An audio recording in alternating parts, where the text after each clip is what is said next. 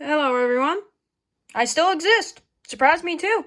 And besides that, hello, everyone, and welcome to my review of Bricoleur Bricks, Republic Dropship, and ATOT, made out of one Mandalorian Starfire and one Republic ATT. And before I get on to anything else, I want to show you guys something.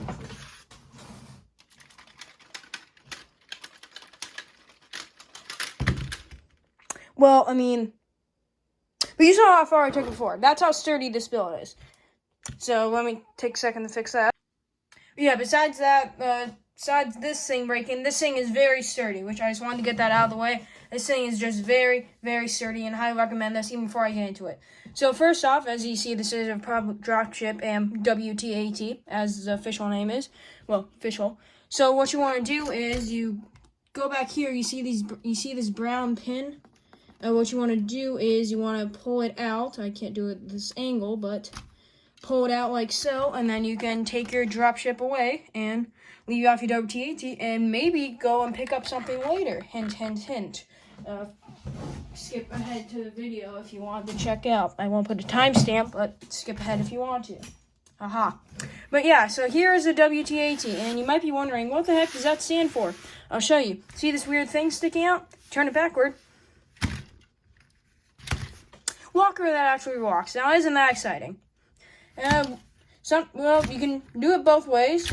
It works better sometimes than others, and sometimes the feet get caught up. But yeah, this is just so cool of a function, and well, yeah, just wow, amazing. And if you don't like this thing sticking out here, you can just pull it out like so, and then you just have that thing.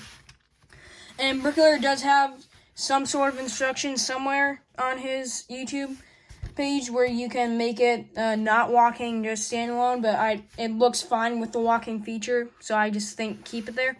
So we'll start out at the front. This is the cockpit, and this looks, holy, does this look good? And that thing came off, and that's not fun, but we'll just roll with it. So here's the front. It's sculpted. It looks very much like an ATOT. It looks very, very good. And this was inspired by an ATOT, it's just he thought to put the walking function in there, so that's why I did air quotes ATOT. And yeah, so you can flip it open like so, and then you can bring these out, though they're on ratchet joints, so it makes it a little difficult. And right here you have two seats for troopers, one to pilot, and then I view this as like the commander seat because he gets the most protection and everything. But yeah, I just have to follow first troopers in here because I could not be bothered to dig up my Commander Cody and all that.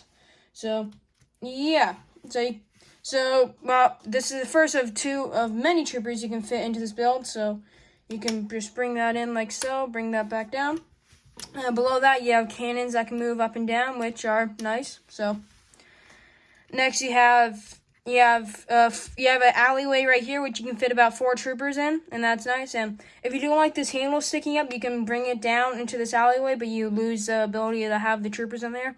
So, this is a handle in itself, so, why not just leave it up?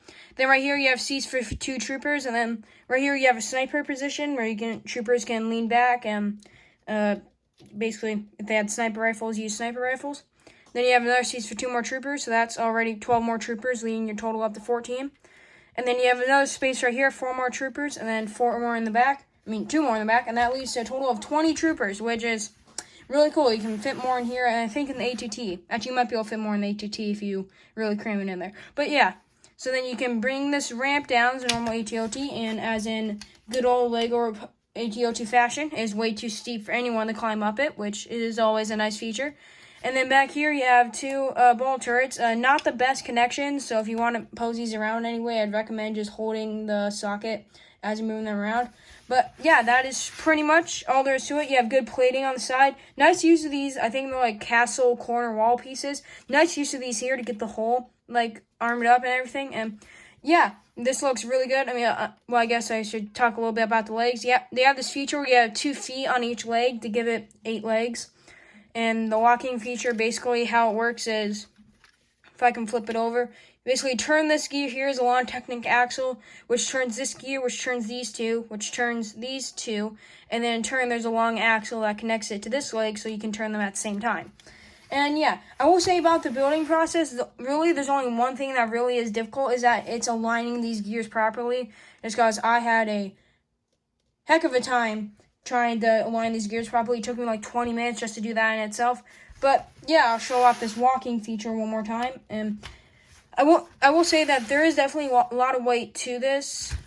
As you can see, it's kind of shaking the camera a little bit. So if you wanted to, you should, if you want to have a lighter walking, you should hold it by the handle and relieve a little bit of pressure so that you can get a smoother walking function.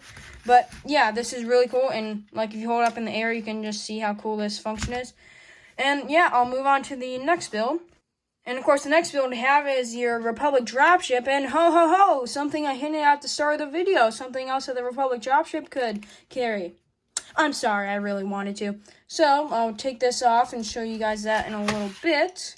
But here's the Republic Dropship. It's hard to get in frame because this is the max height my stand goes. So yeah, we'll start at the front. You have two ball turrets here, and these are connected a lot better than the front ones. They do have a little bit of independent rotation, but these are still looks really good. And this is a heck of a Technic frame in there. I mean, you can see how it is. And this is, excuse me, holy. But you can see this is a little bit of landing gear if you want your dropship to stand up a little bit. And it doesn't really work the best just because there's too much forward pressure for the thing to stay up, especially when you have the ATOT on there because it just fall forwards a bunch. But yeah, the paneling on the side looks very nice. And here's your cockpit. And you'll notice I'm not using the actual Mandalorian Starfighter cockpit. And that's because if you were to put it on, your trooper would be looking at this. So if by some miracle you haven't put stickers on your canopy yet for your Mandalorian Starfighter, I recommend don't put them on if you're planning to build this. It just makes it look better. I luckily had a spare. So yeah, so that you have room for one pilot in there. There's no place to really put his gun because it's not a sure floor because it can fall out through the absolute crazy of a Technic frame. But yeah, you have your control console there. He fits in there just fine. It's decently sealed up. There's a few gaps, but it still looks good. This front looks very nice. It's nice sculpted and everything cleans up pretty good. It's a cool technique on how this is connected. I won't spoil that, but you guys should probably go check out the instructions and go build it. Now, you do have some funky colors inside this main handle, which is the main. There's no Technic in here. It's just a bunch of plates layered on top of each other, but it's very strong. And you have some intakes in here. And now you're supposed to put the light bluish gray pieces, but I put them on the engines just because one of them is stickered, as you can see right there, and one of them isn't. And I wanted these to look uniform, so I just put the dark ones. But yeah, so these are basically like engine intakes. I don't know exactly what they'd be for because I ain't like mechanical super genius or anything, but they look very cool. They do keep the design going pretty well. Like you can't really see the gapping there. So, and they do cover up the coloring decently well. Like, I mean, you can see there, you can't even see it, and you can just see that little bit of yellow right there. So it's decently tiled off as you go up through the spine. And then right here, I guess we'll do the engines. Gotta take off the stand for this. They can move up and down, which I think is kind of cool because, I mean, like you go in to pick up your ATOT, you can put the engines up and can give it more of a trying to lift off look. So that's cool. You have some long cannons on top. And then here are the wings, and they're actually connected by the heavy AT-AT joints right there. They're very sparsely detailed, but they do still look fine. I mean, if you have some of the extra on tiles and everything, you can probably cover them up a little bit more. But a lot of the side builds do have a lot. Sorry about that, my phone kind of did something weird. But as I was saying, a lot of the side builds, as you can see here, they have a lot of tiles on them. So if you don't plan on building the side builds, you can probably use some of the tiles to tile these off a little bit more. So yeah, they do look fine, as I did say before. And then down here you have the legs, and they use an interesting technique by using the Technic pin to use the ball joints to angle the feet, and they're pretty like skinny. Like this thing definitely skipped leg day, but yeah. And then there's a contraption where you connect the dropship. I don't have the ATOT pin with me, but I mean this is the pin for the other build. You just stick it into one of these Technic holes, and you're golden. So yeah, that is pretty much there is to this dropship. It is just such a cool dropship. Like, I cannot just say enough how much I like this dropship or anything.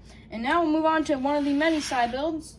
This is my second favorite out of all of them. I do have one that's more favorite, but basically what this is a bunker. As you saw before, it does connect to the dropship. You basically put the two Technic bricks in there, and you can slide this pin in. And it's sturdy just because you use plates and everything to connect it.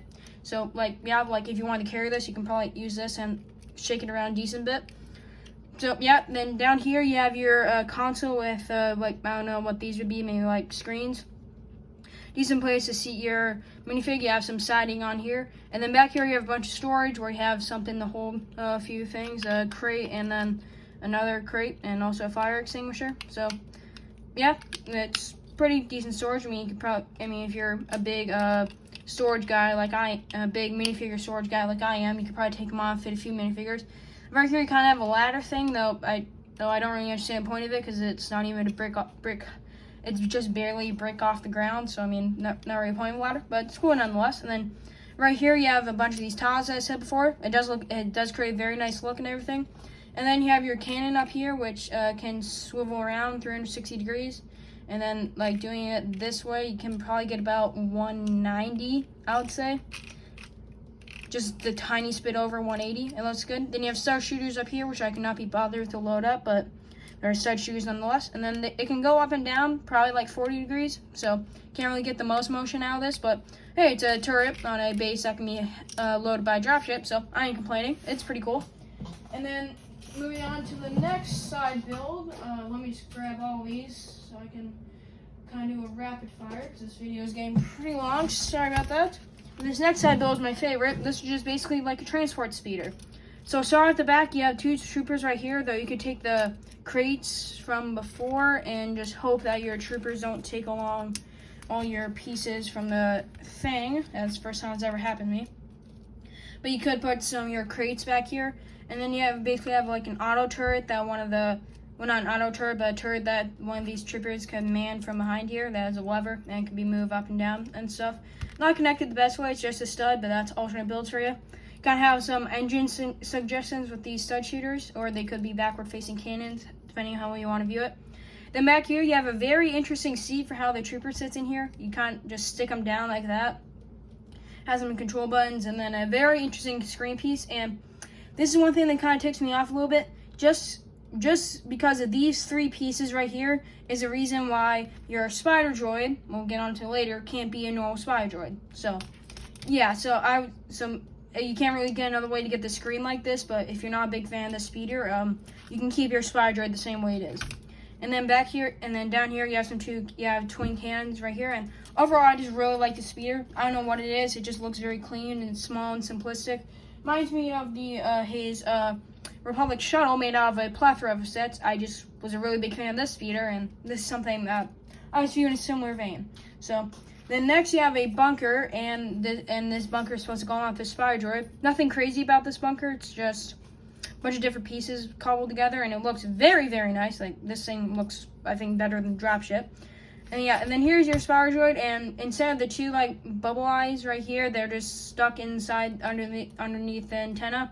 Everything else is pretty much the same, but yeah, it's just really a shame that the antenna had to be there, that the bubble eye mechanic had to be used on the speeder. Basically, this bunker is supposed to be for the separatists, so you can stick your spider droid through here so it can fire out, and just pretend that the antenna doesn't stick out for the troops to fire at. So yeah, that's pretty much all there is for these two. And this last thing is just a cobbled bunch together of leftover parts, and if anything, you could probably use these parts to spice up your or spruce up, whatever the heck the term is, your dropship. So this is basically just like a satellite, whether it be for clones or separatists. It's or shield generator, but yeah, it's just a bunch of cobbled together pieces. And yeah, that is basically my review of Bricoleur Bricks Power Dropship for ETOT. And on the elephant room, I'm sorry I was not recording for so long. I just am a lazy bum, and that's gonna be my only excuse. But hey guys, thank you for 200 subscribers.